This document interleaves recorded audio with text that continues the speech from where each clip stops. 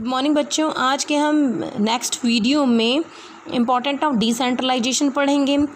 सबसे पहला पॉइंट है इसका है develop initiative among subordinate. Initiative मतलब आगे बढ़कर, जैसे हम कुछ काम करते हैं ना, तो वो मतलब आगे बढ़कर सबॉर्डिनेट भी पार्टिसिपेट करेंगे ऑर्गेनाइजेशन के भले के लिए।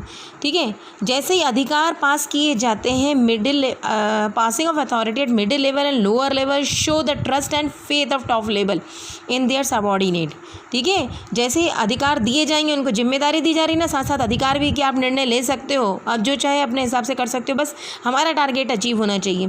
जैसे अधिकार मिडिल लेवल और लोअर लेवल को देंगे तो जिससे ये पता लगेगा जो सबॉर्डिनेट्स को कि मतलब उन कि टॉप लेवल उन पे विश्वास करता, तब तो उसको अधिकार सौंप रहा है जिम्मेदारी के साथ साथ।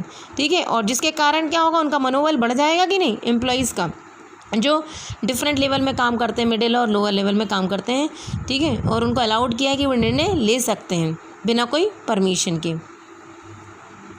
बस कुछ भी नुकसान ऑर्गेनाइजेशन का नहीं होना चाहिए। Develop managerial talent for future.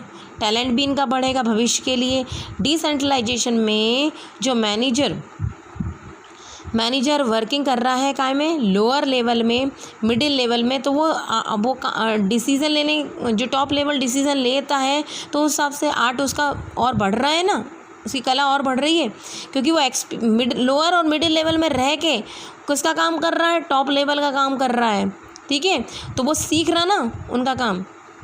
ठीक है, जैसे आपके स्कूल में कई बार केवीज़ में प्रिंसिपल नहीं रहता, इंचार्ज प्रिंसिपल, पीजीटी टीचर्स को इंचार्ज प्रिंसिपल की पोस्ट पे रख दिया जाता है। तो ऐसी कंडीशन में वो प्रिंसिपल ना होकर भी उस पोस्ट के बारे में सीख रहे हैं ना, किस तरीके से एक प्रिंसिपल मैनेज करता है उस स्कूल को, क्या क्या करना पड़ता है। तो ये भी लोअर लेवल मिडिल लेवल में रह कर क्या कर रहे हैं, टॉप लेवल के में किस तरीके से काम किया जाता है, पावर्स को किस तरीके से यूज़ किया जाता है, वो सब कुछ सीखेंगे, एक्सपीरियंस करेंगे। ठीक है, और डिसेंट्रलाइजेशन प्रोसेस जो रहेगी प्रिपेयर करेगी जो वर्कर लोअर और मिडिल लेवल में काम कर रहे हैं कि वो टॉप लेवल में तक का काम परफॉर्म कर सकें। और जब भी कभी किसी कंडीशन वर्ष अगर कोई टॉप लेवल की वैकेंट जॉब मैनेजमेंट की पोस्ट रहेगी खाली, तो उनको प्रमोट कर दिया जाएगा उनके अच्छे कामों की वजह से। इस तरीके से टैलेंट बढ़ेगा ना फ्यूचर में। नेक्स्ट देखिए, क्विक डिसीज़न मेकिंग, तुरंत निर्णय लेते हैं। डिसेंट्रलाइजेशन प्रोसेस में डिसीज़न सिर्फ कुछ लोगों के हाथ में नहीं रहता कि वही निर्णय लेंगे। ये जो पावर रहता है डिसीज़न लेने का, वो डिस्ट्रीब्यूट किया जाता है। जैसे बड़े बड़े ऑर्गेनाइजेशन में बहुत सारे मैनेजर रहते हैं ना, production manager, sales manager, finance manager, marketing manager, ठीक है, ऐसे परचेस मैनेजर। तो ये सब ये डिसीज़न लेने का अधिकार इन सबको सौंप दिया जाता है ना, तो जिसके कारण क्या होता है, ये जो डिसीज़न लेने का अधिकार कुछ लोगों के हाथ में नहीं रहता, सब में डिस्ट्रीब्यूट कर दिया जाता है। तो ऐसी कंडीशन में फास्ट एक्टिविटी होगी।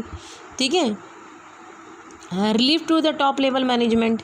ये प्रोसेस डिसेंट्रलाइजेशन काम को बांट दिया तीनों लेवल में, जिससे कि क्या होगा कि जब जो मुखिया रहेगा ऑर्गेनाइजेशन का, अपना बर्डन किसमें, नीचे जो मिडिल लेवल लोअर लेवल में रिस्पॉन्सिबिलिटी और अथॉरिटी सिस्टमेटिक तरीके से पास कर दी।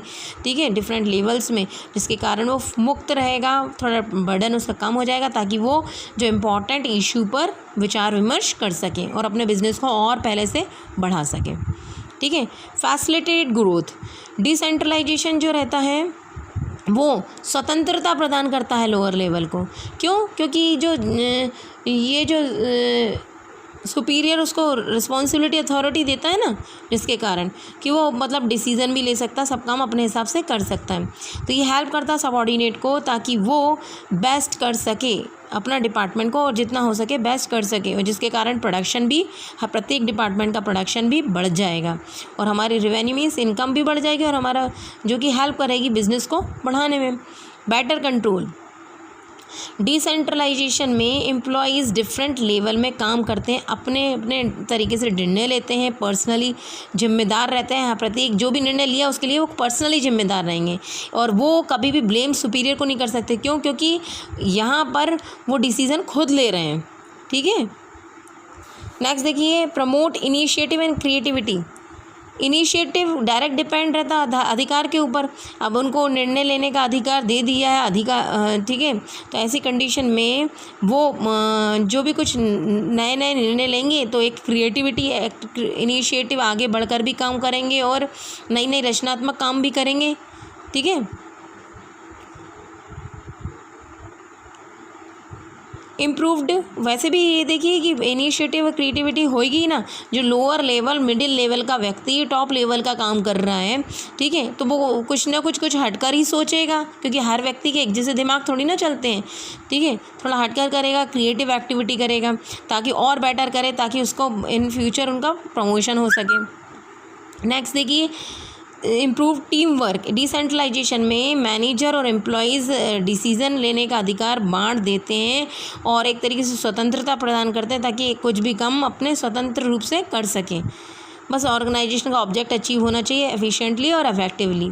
ये डिसीज़न लेना और काम करने की स्वतंत्रता रहती है जिसमें कि एक टीम में व्यक्ति काम करता खुशी खुशी, और ये टीम में रहने की जो भावना को जगाता है, ठीक है। Thank you.